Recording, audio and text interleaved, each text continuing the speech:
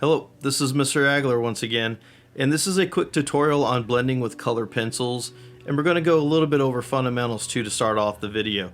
So first off, we want to talk about hand grips, and two of the hand grips that we go over are the overhand grip, which most of you guys are used to from writing. In art, we usually stand back here, and then when we want to get our lighter values, we go back here. The other grip is what we call our underhand grip, and that just rests right underneath our hand. And we can control the amount of pressure that we have with our index finger.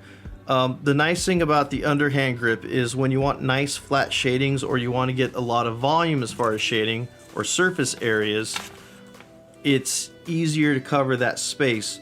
So I'm just going to apply some value here just so you guys can see. Again, I'm using the underhand grip, and you can cover a space much faster. Now what I'm going to do is I'm going to press down with my index finger, and you're going to see that you're able to get darker values. And as I bring my pencil up, I'm going to lighten my finger to the point where it's just kind of hovering or floating on top to where it's not even touching the top of the pencil. So this is how you can control your values and get some nice gradients. Now if I want a darker value, I simply tuck it in farther and move farther down on the pencil.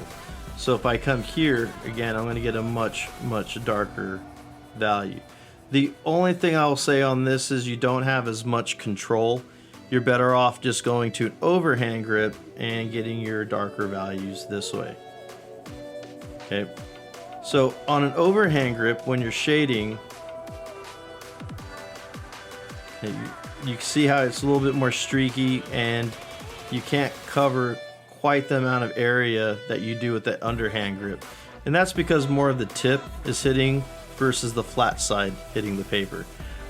If I want a lighter value, you simply move back with your overhand grip and you're automatically going to get a lighter value.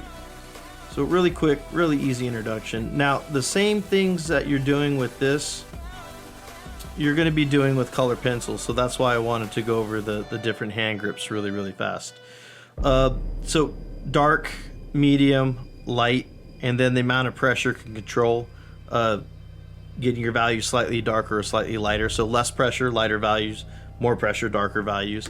And then the same thing with the underhand grip. The more pressure you add with your index finger, the darker the value that you're going to get. So let's talk about color pencils. So I have two different color pencils. I have the Prismacolor, which are professional grade. These are expensive.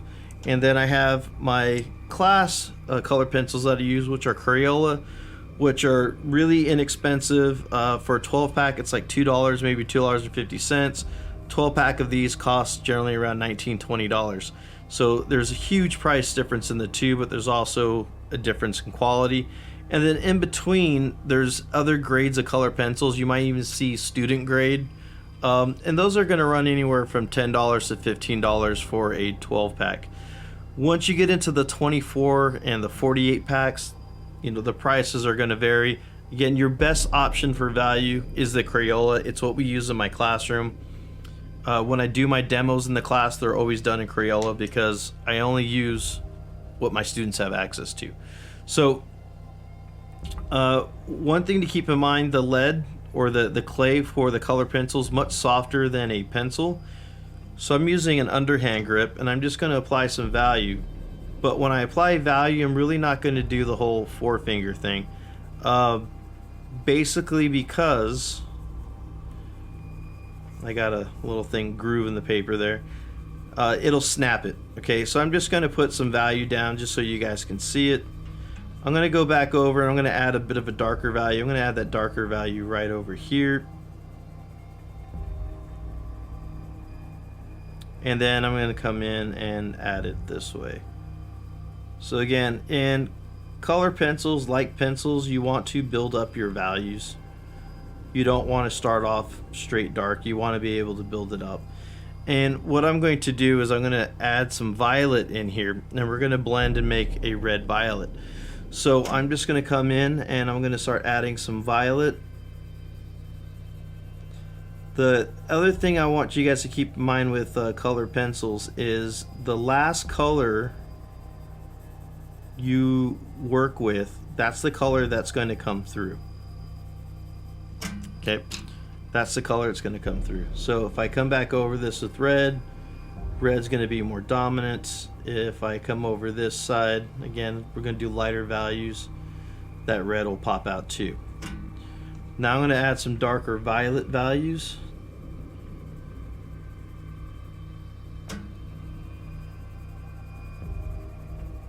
Let's add a little bit more over here. And then I'm going to switch my grip, so now I'm at an overhand grip, and I'm just going to come in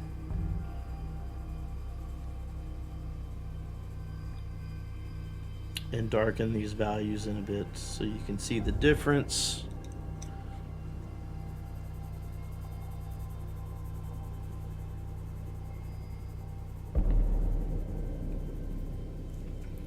There you go. So you got red, violet, and violet.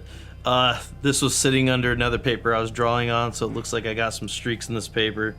But let's look at the other color pencil. So this is the Crayola. Again, I'm just going to go really, really fast. You're going to see that there's a difference in the red.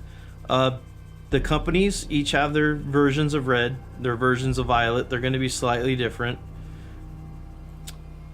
It's not that big of a deal depending on, you know, what you're looking for in your colors.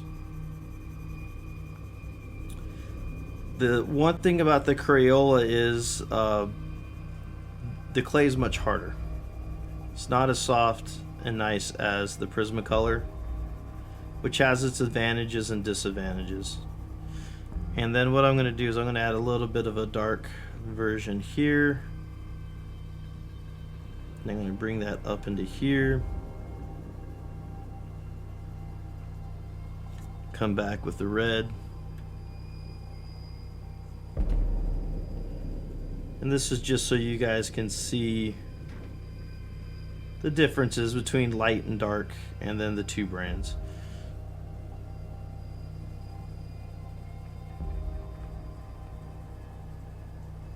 Now I might be repeating myself sometimes, so I apologize, but again, whatever color you go last, that's the color that's going to be dominant.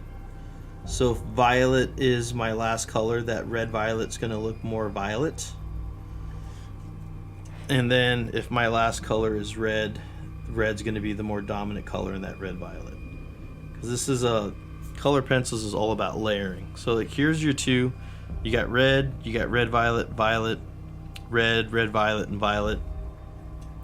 And what I want to do now is I want to show you guys, I'm going to do a quick blend. So I'm going to use these two again, but I'm also going to be going to yellow.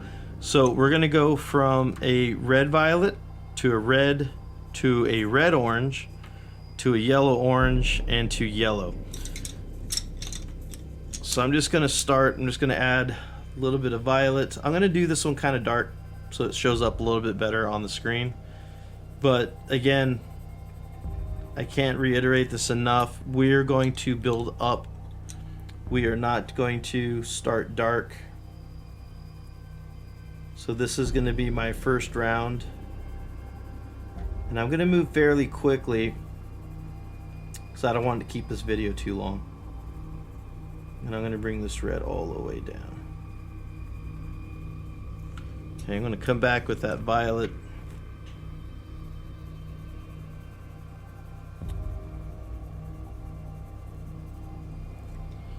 I'm going to introduce that orange.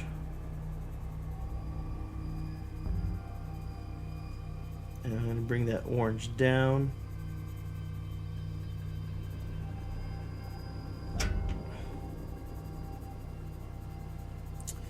Now, I'm going a little bit darker faster than I normally would, simply because I want the video to go fast. Again, when you're shading and blending, taking your time is the best option. You don't want to rush this, especially if you're trying to do something nice. You know, there's really no point in rushing it because you're probably going to ruin whatever you're working on. And I'm going to bring the yellow. The thing about yellow is never start with yellow if you're blending with yellow. Whatever color, so if you're blending with green to make a yellow green, start with the green first. yellow, just to get yellow to show up into the color pencil, the clay has to be a lot harder than the other colors. And so if you start with yellow first, it makes it really, really hard to blend. Okay, so let's zoom in real fast so we can see that. Hopefully that's coming through clearly and I have enough light. So there you go. You got, I'm gonna add a little bit more red to that red violet because I ended with violet as my last color. I want red to come through a little bit more. So typically, red through yellow are your warm colors. However, if you mix in red violet, like a little bit of red violet, to your overall color scheme, it'd be considered warm. Same thing with yellow green. Yellow green, if you mix it in with a bunch of warm colors, yellow green will come off as warm. But if you mix yellow green with green and blue, it's going to come off as a cooler color. If you just go from yellow to yellow orange, we consider that analogous. Red violet, red orange would be analogous too. So if you use part of this one way or the other, they're called analogous colors. But if you use the whole thing, they're warm colors. So I'm going to do the same thing. This time I'm going to be using the Crayola, and I'm just going to do it side by side so you guys can see it. And again, I'm going much darker than I normally would. I'm going to bring that all the way down here. Okay, I'm going to add that violet.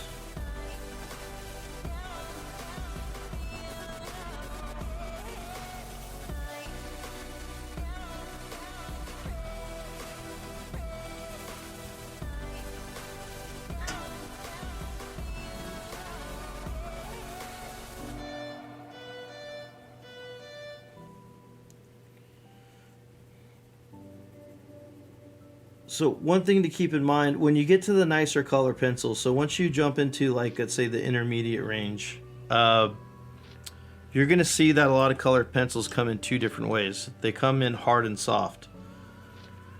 So soft color pencils are the ones you really want to draw with and blend with. That's what they're made for. The hard ones are for, like, when you need to add details, like really fine lines, and you need to get some really nice dark values. That's when you would use the hard color pencils.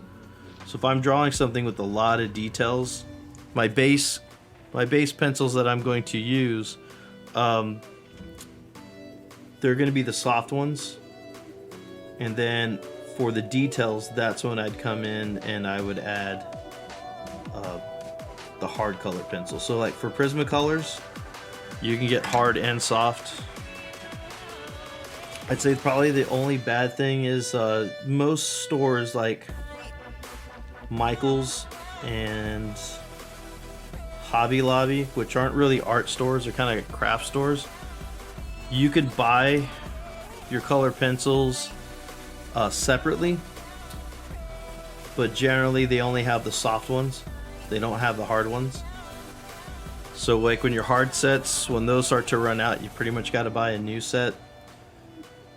If you go to an art store like Blick's, they tend to have both. They tend to have both because those are stores geared strictly for art. They're not really big craft stores. Okay, so there's our two. So we got Prismacolor and we got Crayola. So I'm hoping this explains a few things, a little bit on pencil grips, a little bit on blending.